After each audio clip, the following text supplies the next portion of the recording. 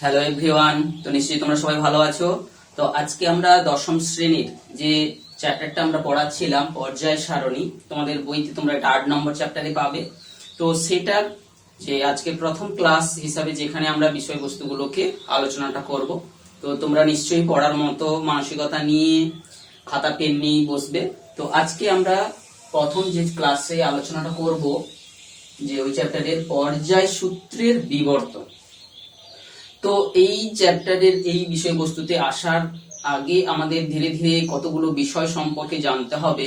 এই চ্যাপ্টারটা প্রকৃতপক্ষে কি না, বিভিন্ন যে সমস্ত মৌলিক পদার্থগুলো আবিষ্কৃত হচ্ছিল তৎকালীন সময়ে, সেই সময়ে বিভিন্ন মৌলগুলোর যে বিভিন্ন ভৌত ধর্ম এবং তাদের যে বিভিন্ন রাসায়নিক ধর্ম আছে বা ছিল, সেইগুলোকে বা কিংবা বিভিন্ন মৌলগুলো যখন অন্য কোনো মৌলের সঙ্গে বিক্রিয়া করে নতুন যৌগ তৈরি করছে, সেই সমস্ত বিষয়গুলোকে মনে রাখার সুবিধার্থে, অর্থাৎ বিভিন্ন মৌলগুলোর যে সমস্ত যে বিক্রিয়া করে যৌগগুলোর সম্পর্কে, ধর্মগুলো সম্পর্কে সবকিছু সঠিকভাবে সুন্দর করে ব্যাখ্যা করার একটা প্রচেষ্টা চলছিল। কি করলে যে খুব সহজে সবাইকে মনে রাখা সম্ভব। কারণ যেমন দেখো, তোমাদের কোন একটা ক্লাসরুমে যতগুলো ছেলে মেয়ে রয়েছে বা কোন একটা স্কুলে যতগুলো ছাত্রছাত্রী রয়েছে, সবগুলো স্টুডেন্টদের নাম যদি কোন একজনকে বলতে বলা হয়, সে হয়তো পারছে না। কিন্তু যদি ওই ব্যক্তি বা কেউ একজন যদি বিশেষ টেকনিক অবলম্বন করে এবং দেখা যায় যে সে কিছু একটা ধর্মের ভিত্তিতে তাকে সাজিয়ে, ধরো যদি মনে করছে যে তাদের দৈর্ঘ্যের উপর ভিত্তি করে সে একটা সারণী তৈরি করে তাদের নামগুলো লিখলো, যে 5 ফুট উচ্চতা বিশিষ্ট যতজনের আছে তাদের নাম, কিংবা 4 ফুট, 4.5 ফুট, এইভাবে উচ্চতার উপর ভিত্তি করে কেউ যদি নামগুলো মনে রাখে। কেউ আবার যদি ওজনের বিভিন্ন যে ধর্মগুলো রয়েছে, ওজনের উপর ভিত্তি করে কেউ যদি ভাগ করে থাকে, কেউ আবার যে তাদের নামের প্রথম অক্ষরগুলোর উপর ভিত্তি করে যদি ভাগ করতে পারে, তাহলে সবার নাম সহজে মনে রাখতে পারবে। ঠিক যেমন ভাবে তোমরা কোনো ওষুধ দোকানে যদি চলে যাও, দেখবে সেখানে অসংখ্য ওষুধের মধ্য থেকে যে প্রেসক্রাইব করা ওষুধগুলোকে সহজে যে দোকানদার খুঁজে বের করে দিচ্ছে। তো এটা কি করে পারছে? তাদের দোকানে একটা সাজানোর প্রসেস রয়েছে, কিংবা কোনো লাইব্রেরিতে যেখানে অসংখ্য বই রয়েছে তার মধ্য থেকে দ্রুত সেই বইটাকে দিয়ে দিচ্ছে, তাহলে সেটাও নিশ্চয়ই কোনো একটা সিস্টেমের উপর ভিত্তি করে সাজানো রয়েছে। বিজ্ঞানীরাও ঠিক সেই রকম ভাবে বিভিন্ন যে সমস্ত নতুন নতুন মৌলিক পদার্থগুলো আবিষ্কৃত হচ্ছিল, তাদের বিভিন্ন ধর্ম, তাদের বিভিন্ন বিক্রিয়ার ফলে উৎপন্ন যৌগগুলোর ধর্ম কি হবে, সেইগুলো দিয়ে সাজাতে চেষ্টা করছিল যাতে করে সহজে মনে রাখা সম্ভব। তো সেইটা করতে গিয়ে বিভিন্ন সূত্র বিভিন্ন বিজ্ঞানীরা দিয়েছিলেন। সেই সূত্রগুলোর ধীরে ধীরে যে একটা সূত্র আবিষ্কৃত হলো, সেই সূত্রের কিছু ব্যর্থতা, অসম্পূর্ণতা থেকে পরবর্তী সূত্র আসবে, এইভাবে সেইটাকেই বলা হচ্ছে পর্যায় সূত্রের বিবর্তন। তো প্রথম চলে আসছি বিভিন্ন মৌলিক পদার্থ। নিশ্চয়ই কাকে বলে তোমরা জানো, যে সমস্ত পদার্থকে ভাঙলে আর সেই পদার্থ ছাড়া অন্য কোনো পদার্থ পাওয়া যায় না, সেটাই হচ্ছে মৌলিক পদার্থ। তো তখন পর্যন্ত, আজ পর্যন্ত যে মৌলিক সংখ্যা আবিষ্কৃত হয়েছে, প্রকৃতিতে পাওয়া যায় প্রায় 94টি মৌলিক সংখ্যা, আর কিছু কৃত্রিম ভাবে পরীক্ষাগারে তৈরি করা হয়েছে মোট 118টি মৌলিক সংখ্যা তোমরা রয়েছে জানো। কিন্তু তখন যেই সময়ের কথা বিজ্ঞানীরা এই প্রচেষ্টাগুলো চালাচ্ছিলেন, তখন কিন্তু এতগুলো মৌল আবিষ্কৃত হয়নি, তবুও কম নয়। যে বিভিন্ন সময়ের সূত্রগুলোতে আমরা জানবো, কখনো 59টা, কখনো 63টা মৌলের কথা আমরা জানবো। তো সেই যে বিভিন্ন মৌলগুলোর কিছু ধর্ম আমাকে এখানে বইতে চ্যাপ্টারে বারবার উল্লেখ করা হবে, যে ভৌত ধর্ম। কোন মৌলিক পদার্থের ভৌত ধর্ম বলতে কি বোঝো? ভৌত ধর্ম বলতে সেই সমস্ত ধর্মগুলোকে আমরা নির্দেশ করব যেগুলো আমরা আমাদের ইন্দ্রিয়ের সাহায্যে সেগুলোকে চিনে নিতে পারবো। যেই ধর্মগুলো, রং, বর্ণ, গন্ধ, দ্রাব্যতা, কোনো জায়গায় কোনো কিছু মাপ করছি, ধর পারমাণবিক আয়তন অর্থাৎ তার রেডিয়াস, এটা আমরা দেখে মেজার করতে পারবো হচ্ছে, বা যদি সঠিক যন্ত্রের সাহায্যে মেজার করতে পারবো, সেই সমস্ত গুলোই হচ্ছে ভৌত ধর্ম। আর রাসায়নিক ধর্ম কোনগুলো? কোন মৌলিক পদার্থগুলো, কোন পদার্থগুলো অন্য কোন পদার্থের সঙ্গে বিক্রিয়া করে যে নতুন নতুন যৌগগুলো তৈরি করতে পারে, সেই যৌগগুলোর ধর্মকে পর্যালোচনা করে যদি মৌলটার যে ধর্মগুলো সম্পর্কে ধারণা পাওয়া যাচ্ছে, সেইগুলোকে বলা হচ্ছে তাদের রাসায়নিক ধর্ম। তো এখন এখানে আরো একটা কথা বারবার আমাদের এই চ্যাপ্টারে পড়বো, যে পর্যাবৃত্ত ধর্ম, অর্থাৎ বিভিন্ন যে ভৌত ধর্ম হোক বা রাসায়নিক ধর্মগুলো মৌলের বললাম, সেই ধর্মগুলোর মধ্যে কিছু কিছু ধর্মগুলো দেখা যাবে যে বারবার ঘুরে ঘুরে একই হয়, কিছু কিছু মৌলগুলোর বারবার ঘুরে ঘুরে সেই একই রকমেরই হয়। সেই ধর্মগুলো, যেই ধর্মগুলো বিভিন্ন মৌলের ক্ষেত্রে ঘুরে ফিরে বারবার আসে, একই রকমের হতে থাকে, সেইগুলোকে বলা হবে পর্যাবৃত্ত ধর্ম।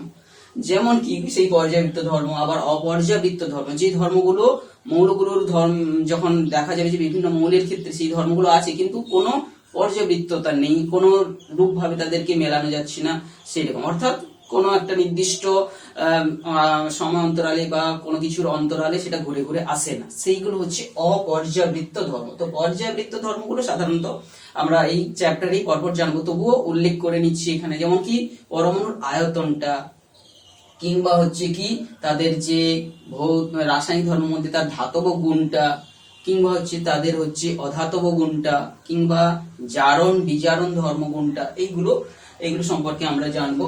আর অপর্যাবৃত্ত ধর্মটা কি, যে ধর্মগুলো কিন্তু বারবার নির্দিষ্ট সময় অন্তর অন্তর ঘুরে ঘুরে আসে না, সেইগুলো কোন বিভিন্ন পদার্থের যে ধর্মগুলো বা মৌলিক পদার্থের জেনেছি তাদের মধ্যে, যেমন দেখো তেজস্ক্রিয়তা বিষয়টা আমরা জানবো, যে কিছু কিছু মৌলের পরমাণুর নিউক্লিয়াস থেকে অবিরত একটা যেন তেজস্ক্রিয় রশ্মি বিকিরণ হতে দেখা যায়। সেই রশ্মিগুলোর মধ্যে আমরা জানি আলফা, বিটা, গামা থাকে। তো এই যে ধর্মটা কিন্তু সব মৌলের মধ্যে দেখা যায় না, কিংবা নির্দিষ্ট পর্যায়ে আবর্তিত হয় না, পর কোনো কিছু মানে সংখ্যার পরে পরে।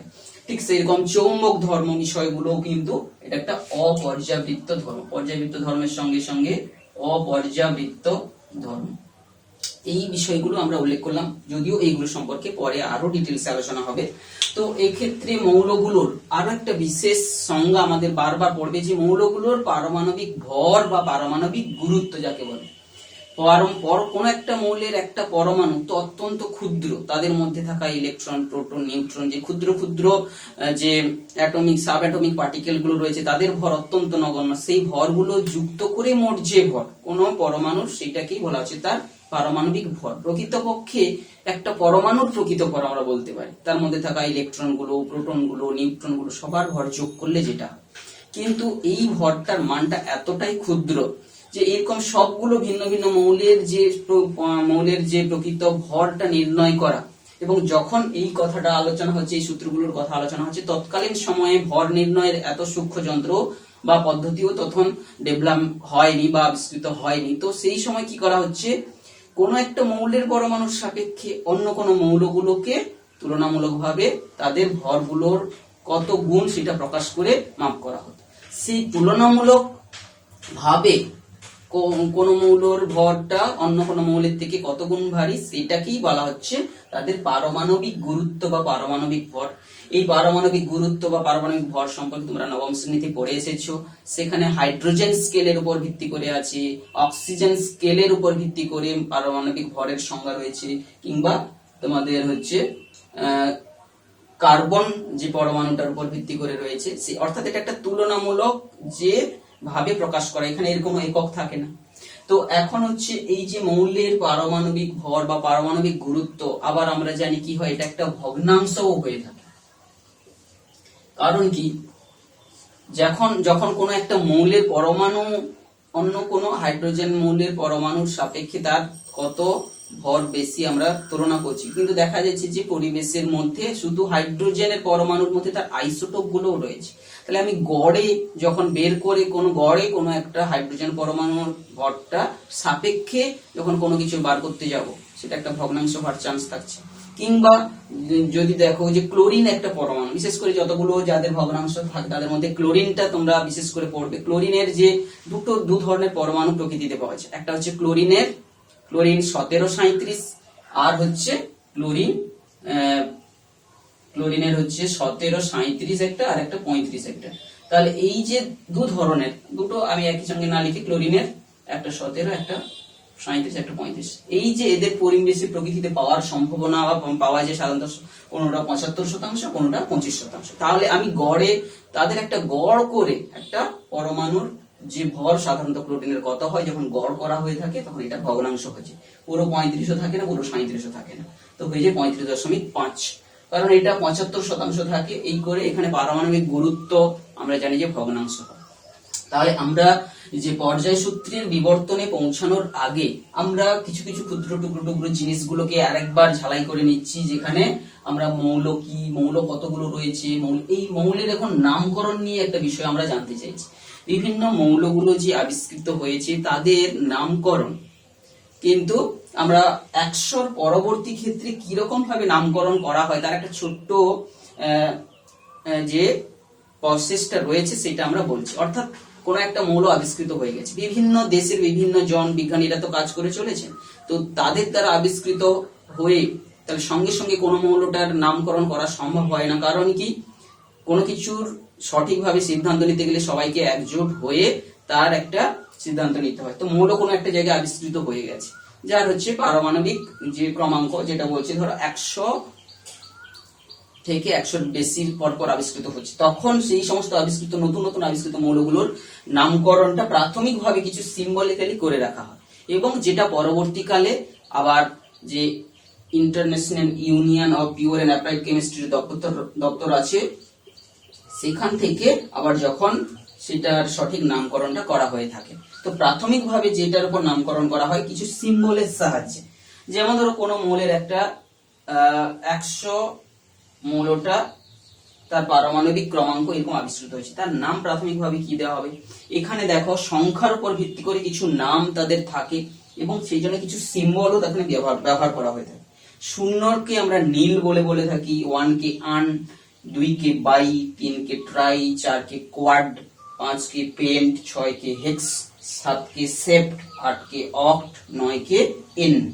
অর্থাৎ এই রকম যে স্পেলিং এর উপর ভিত্তি করে আমরা কিছু তাদের নামগুলো সিম্বলটাকে ইউজ করে দিচ্ছি। নীল তার প্রথম অক্ষর এন, তাহলে দেখো 0, 1 হচ্ছে আন, তাহলে এইটার সিম্বলিগত নামটা কি হবে, একটা প্রথমে আছে তাহলে আন, তাহলে ইউ, 0 গুলো হচ্ছে নীল, নীল, ইউ এন এন। যদি বলি 102, এটার নাম কি হবে, এই মৌলটার নাম 1 মানে হচ্ছে ইউ, 0 মানে হচ্ছে এন, 2 মানে হচ্ছে by B, U N B. এইরকম ভাবে নিশ্চয়ই তোমরা বিভিন্ন যে 100-র উপরে আবিষ্কৃত মৌলগুলোর প্রাথমিকভাবে পর্যায়ে নামটা করণটা সিম্বলিক্যালি কিভাবে করা হয়ে থাকে এটা জানলে পরবর্তীকালে এইরকম সিম্বলিক্যালি নামটা পরবর্তীকালে কি হবে, ইউ যে কেমিস্ট্রির যে দপ্তর রয়েছে সেখানকার পরামর্শ যে দাতা বিজ্ঞানীদের পরামর্শ অনুযায়ী নামকরণটা পরবর্তীকালে করা হয়। কোন দেশ থেকে আবিষ্কৃত হয়েছে বা কোন বিজ্ঞানী করেছেন, বিশেষ বিশেষ যে সূত্র ধরে তারা তাদের প্রাধান্য মেনেই নামকরণটা করা হয়ে থাকে। তো এখন বিভিন্ন মৌল আবিষ্কৃত হচ্ছিল, তো আমরা সেইগুলোর সম্পর্কে জেনে নিলাম, বিভিন্ন মৌলগুলোর বিভিন্ন ধর্ম জানলাম, বিভিন্ন কিছু জানলাম। এখন চলে আসছি এই মৌলগুলোর পর্যায়বৃত্ত, যে মৌলগুলোকে পর্যায় সূত্রের প্রয়োজনীয়তা, অর্থাৎ একটা কেন এই সূত্রগুলোর দরকার হচ্ছিল বারবার, সেটা আমরা বলেই নিয়েছি যে অনেকগুলো মৌল যখন আবিষ্কৃত হচ্ছে তাদের অসংখ্য ধর্ম, অসংখ্য হচ্ছে তাদের রাসায়নিক বিক্রিয়ার ফলে নতুন নতুন যৌগের ধর্ম, সেইগুলো সুন্দর করে সিস্টেমেটিক্যালি জানার জন্য, মনে রাখার জন্যই কিন্তু বিজ্ঞানীরা তাদের বিভিন্ন সূত্রের মধ্য দিয়ে সেই মৌলগুলোকে সাজাতে চেষ্টা করছিল। সেই সূত্রগুলোর মধ্যে আমরা কয়েকটা সূত্র এখানে আলোচনা করবো। একটা হচ্ছে ত্রয়ী সূত্র, দ্বিতীয় নম্বর হচ্ছে অষ্টক সূত্র, তৃতীয় নম্বর হচ্ছে মেন্ডেলিভের পর্যায় সূত্র, লোথার মেয়ারেরও সূত্র। এদের মধ্যে আমরা আজকের ক্লাসে ত্রয়ী সূত্রটা, অষ্টক সূত্রটা আর লোথার মেয়ার বিজ্ঞানী, জার্মানি বিজ্ঞানী যিনি দিয়েছিলেন, সেইটার সূত্রটা আমরা জানবো কি সূত্র সেটা। তো ত্রয়ী সূত্রতে ল অফ ট্রায়াড কি বলছে, যে ক্রমবর্ধমান পারমাণবিক গুরুত্ব অনুসারে যদি মৌলগুলোকে সাজিয়ে দেওয়া হয়, যে দুটো মানে ভৌত এবং রাসায়নিক ধর্মে মিল আছে এই রকম মৌলগুলোকে যদি ক্রমবর্ধমান পারমাণবিক ভর বা পারমাণবিক গুরুত্ব অনুসারে সাজিয়ে দেওয়া হয়, তাহলে দেখা গেছে যে মাঝের জনের পারমাণবিক যে ভরটা দুটো প্রান্ত মৌলের পারমাণবিক যে ভরের গড়ের সমান হয়ে থাকে। অর্থাৎ তিনি বিভিন্ন মৌলগুলোকে যে একই ভৌত ধর্মের উপর ভিত্তি করে বা রাসায়নিক ধর্মের উপর ভিত্তি করে সাজিয়ে দেখলেন, ক্রমবর্ধমান ভাবে মৌলগুলোকে রেখে দেখা গেল যে সেই রকম মিল আছে এরকম মৌলগুলোর মধ্যে, যে তিনটা করে এরকম গ্রুপ তিনি প্রায় চারটি ত্রয়ী তিনি গঠন করতে পেরেছিলেন বিজ্ঞানী যে ডোবেরিনার, জার্মান বিজ্ঞানী জন উলফগান ডোবেরিনার পুরো নাম। তিনি 1817 সালের দিকে এই সূত্রটি তিনি দিয়েছিলেন, যেখানে তিনি 4টা ত্রয়ীর কথা তিনি বলেছিলেন, যে একটা লিথিয়াম, সোডিয়াম, পটাশিয়াম। অর্থাৎ এখানে কি আছে, রাসায়নিক ধর্ম এবং ভৌতিক ধর্মে মিল আছে, এবং তাদেরকে যদি ক্রমবর্ধমান ভাবে সাজানো হয় তাহলে দেখা গেছে যে মাঝের জনের যে পারমাণবিক গুরুত্বটা হচ্ছে 2 এবং প্রথম এবং তার পরের জনের গড় সমান। যেমন দেখো এখানে লিথিয়ামের 7, সোডিয়ামের 23 এবং পটাশিয়াম দুজনের যোগ করে গড় করো। তো এখানে কিছু কিছু ক্ষেত্রে ভগ্নাংশগুলো এসেছে, পারমাণবিক গুরুত্বগুলো আমরা আলোচনা করলাম কেন ভগ্নাংশে আসে। এইরকম 4 জোড়া ত্রয়ীর কথা তিনি বলেছিলেন। একটা হচ্ছে ক্লোরিন, ব্রোমিন, আয়োডিন। মৌলগুলোর মধ্যে ধর্মের মিল রয়েছে, সাজানো ক্রমবর্ধমান ভাবে সাজিয়ে দেখলেন যে মাঝের জনের ব্রোমিনের যে পারমাণবিক ভর বা পারমাণবিক গুরুত্বটা ক্লোরিন এবং আয়োডিনের গড়ের সমান। কিংবা সালফার, সেলেনিয়াম, টেলুরিয়াম, এই যে 3টা মৌলগুলোর মধ্যে রাসায়নিক ভৌত ধর্মে মিল আছে, তাদেরকে সাজিয়ে তিনি দেখলেন যে মাঝের জনের যে 79টা হচ্ছে এই দুজনের গড়। টেলুরিয়াম 128। ঠিক এইভাবে কিছু কিছু দশমিকের রাউন্ড ফিগারে লেখা হয়ে আছে। ক্যালসিয়াম, স্ট্রনসিয়াম এবং বেরিয়াম, এই যে মৌলগুলোর ক্ষেত্রেও তোমরা দেখতে পাবে তাদের পারমাণবিক ভরগুলোকে আমরা সংখ্যায় লিখে রেখেছি, পূর্ণ সংখ্যায়, তাদের গড় করে এখানটায় আমরা পূর্ণ সংখ্যায় লেখা আছে। এইরকম ভাবে তিনি এই মাত্র 4 জোড়া ত্রয়ীর বা ট্রায়াডের যে তিনি খোঁজ পেয়েছিলেন। কিন্তু কিছু কিছু ক্ষেত্রে মিল থাকলেও তাদের মধ্যে যে সেই সূত্রটা প্রযোজ্য হচ্ছে না, যাকে আমরা বলতে পারবো যে এই সূত্রের ব্যর্থতা বা সীমাবদ্ধতা যাকে বলছি, সেটা কি, যেমন নাইট্রোজেন, ফসফরাস, আর্সেনিক, এদের মিল আছে 14, 31, 75, কিন্তু গড় করলে এটা হচ্ছে না, গড় হচ্ছে না, তার কাছাকাছি আসছে না আপাতত বলতে পারি। তো এইরকম ভাবে এখানে ত্রয়ী সূত্র কিন্তু সমস্ত মৌলগুলোর ক্ষেত্রে এই সূত্রটা অ্যাপ্লিকেবল হচ্ছে না। কিন্তু বিজ্ঞান এইভাবেই এগোয়, আস্তে আস্তে ছোট ছোট প্রসেসে ধীরে ধীরে এগোচ্ছে, এবং সেই ব্যর্থতাগুলো থেকে নতুন বিজ্ঞানীরা আরো নতুন নতুন পদ্ধতির খোঁজ চালাচ্ছেন। পরবর্তী সময় 1866 খ্রিস্টাব্দের দিকে ইংরেজ বিজ্ঞানী নিউল্যান্ড অষ্টক সূত্র দিলেন, ল অফ অক্টেভ। অষ্টক সূত্রটা কি, যে তিনি বিভিন্ন মৌলগুলোকে যে ক্রমবর্ধমান পারমাণবিক গুরুত্ব অনুসারে সাজিয়ে সাজিয়ে তিনি দেখলেন যে 8 নম্বর মৌলের সঙ্গে প্রথম নম্বর মৌলের একটা তিনি মিল পাচ্ছিলেন। অর্থাৎ যেমন অষ্টক সরগম যে রয়েছে, স্বরের যে বিভিন্ন সঙ্গীতগুলোর যে রয়েছে, সরগম যাকে বলা হয়, সা, রে, গা, মা, পা, ধা, নি, আবার সাতে ঘুরে আসে। ঠিক এই রকম ভাবে তিনি যেন 8 নম্বর মৌলের সঙ্গে প্রথম জনের আবার একটা তিনি, যেমন প্রথম সায়ের সঙ্গে শেষ যে 8 নম্বর সাটি আবার ঘুরে আসে, তার মধ্যে একটা মিল আছে, শুধু কম্পাঙ্কের একটা পার্থক্য। ঠিক সেই রকম এখানেও যেমন মৌলগুলোর যে ক্রমবর্ধমান ভাবে পারমাণবিক ভর অনুসারে সাজাতে গিয়ে দেখলেন যে প্রথম জনের সঙ্গে 8 নম্বর, যেমন ধরো hydrogen, lithium, beryllium, boron, carbon, nitrogen, oxygen, তারপরে 8 নম্বর হচ্ছে ফ্লোরিনের সঙ্গে হাইড্রোজেনের মিল আছে। আবার ফ্লোরিন থেকে শুরু করলে sodium, magnesium, aluminium, silicon, phosphorus, sulphur, আবার দেখা যাচ্ছে যে ক্লোরিনের সঙ্গে মিল আছে। এইরকম ভাবে তিনি কিন্তু মোট খুব হালকা মৌলগুলো, ক্যালসিয়াম অর্থাৎ 40 পর্যন্ত যে তার পারমাণবিক যে গুরুত্ব, তত পর্যন্ত কিন্তু তিনি কেবলমাত্র হালকা মৌলগুলোর ক্ষেত্রে এইরকম ভাবে মিল খুঁজতে সক্ষম হয়েছিলেন।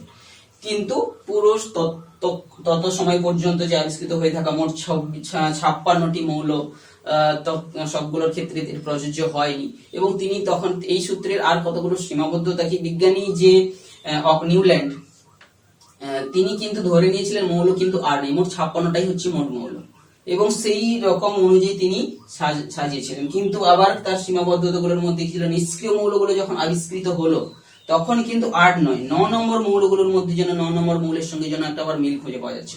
তো এইভাবে অষ্টক সূত্রও কিন্তু সঠিকভাবে সবগুলো মৌলকে তৎকালীন আবিষ্কৃত হয়ে থাকা আবিষ্কৃত হওয়া মৌলগুলোকে সঠিকভাবে সূত্রায়িত করতে পারেনি বা শ্রেণীবদ্ধ করতে পারেনি। তো এখানে তার অষ্টক সূত্রের যে সীমাবদ্ধতাটা আলোচনা হলো।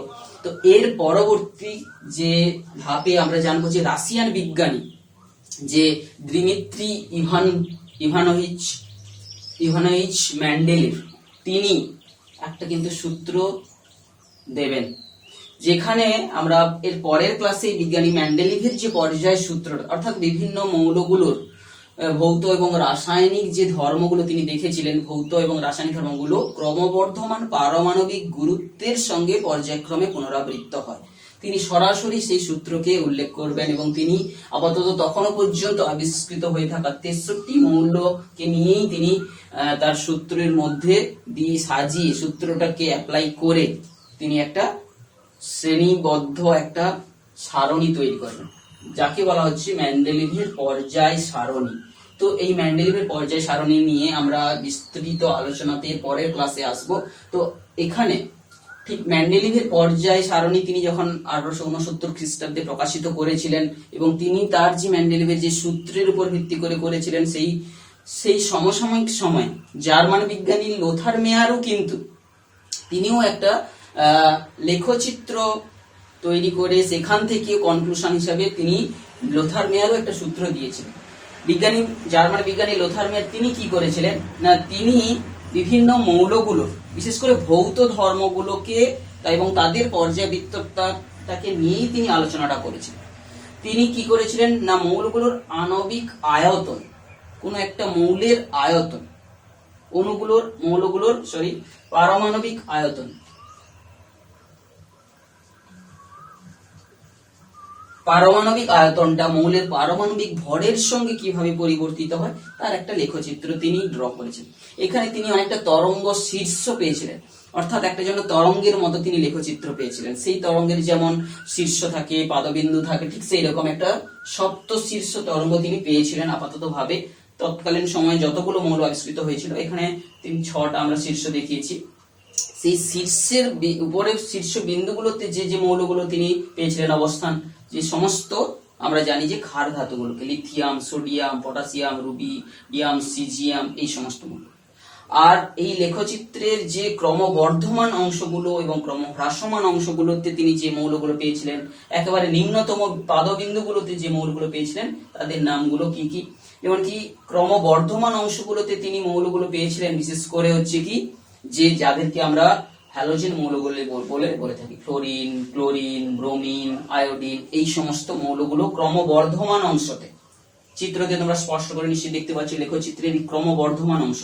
আর সিঙ্গেল যে তীর চিহ্ন আমরা ক্রমহ্রাসমান চিহ্নকে নির্দেশ করছি, এটা হচ্ছে ক্রমবর্ধমান, আর এইরকম চিহ্নটা হচ্ছে ক্রমহ্রাসমান। এই দিকগুলোতে আমরা দেখতে পেয়েছিলাম মৌলগুলো যেগুলো আছে ক্ষারীয় মৃত্তিকা মৌলগুলো, ম্যাগনেসিয়াম, তারপরে হচ্ছে ক্যালসিয়াম, স্ট্রনসিয়াম, এইরকম মৌলগুলো। আর পাদবিন্দুগুলোতে বিভিন্ন যে সন্ধিগত মৌল যেমন আয়রন, কোবাল্ট, নিকেল, এইরকম মৌলগুলো তিনি অস্তিত্ব খুঁজে পেয়েছিলেন। তো লেখচিত্রটা তোমরা বইতে স্পষ্ট করে দেখবে, আরো কিন্তু জটিল অনেক ভাবে রয়েছে, আমরা সিম্পল ভাবে যে ছবিটা আঁকলাম এটা তোমরা দেখবে। তাহলে মেন্ডেলিভ তিনি কি করেছিলেন, তৎকালীন যে আবিষ্কৃত মৌলগুলোর তিনি ভৌত ধর্মের পর্যায়বৃত্ততাটাকে লক্ষ্য করতে চেষ্টা করলেন। ভৌত ধর্ম, পারমাণবিক আয়তন একটা ভৌত ধর্ম, তাকে আমরা মেজার করতে পারি, সংখ্যায় লিখে ফেলতে পারি, যন্ত্রের সাহায্যে মাপ করতে পারি। পারমাণবিক আয়তনটাকে পারমাণবিক ভরের সঙ্গে লেখচিত্র তিনি করেছিলেন এবং তিনি দেখেছিলেন কি বিভিন্ন মৌলের ভৌত ধর্মগুলো তাদের পারমাণবিক ভর বৃদ্ধির সঙ্গে সঙ্গে পর্যায়ক্রমে পুনরাবৃত্ত হয়। তো প্রায় সমসাময়িক সময় 1869 এবং 1871 সালে প্রকাশিত হওয়া এই দুজন বিজ্ঞানীর যে অবদানটিকে গ্রাহ্য করা হয়েছিল এবং দুজনকেই কিন্তু নোবেল প্রাইজ দেওয়া হয়েছিল। যদিও মেন্ডেলিভ যেহেতু তিনি আগে হচ্ছে সূত্রটি প্রবর্তন করেছিলেন, তার নাম অনুসারে কিন্তু আমরা পরবর্তী ক্লাসে আমরা আলোচনা করব মেন্ডেলিভের পর্যায় সূত্র এবং পর্যায় সারণীর বর্ণনাটা আমরা এর পরের ক্লাসে করতে যাব। অর্থাৎ এই দুজন বিজ্ঞানীদের যে আবিষ্কারের রেজাল্টটাকে আমরা এর পরের ক্লাসে আলোচনা করব। নিশ্চয়ই তোমরা এই ভিডিওটাতে দেখে কিছু নতুন তথ্যগুলো যেগুলো পাচ্ছ লিপিবদ্ধ করবে, নোট করবে।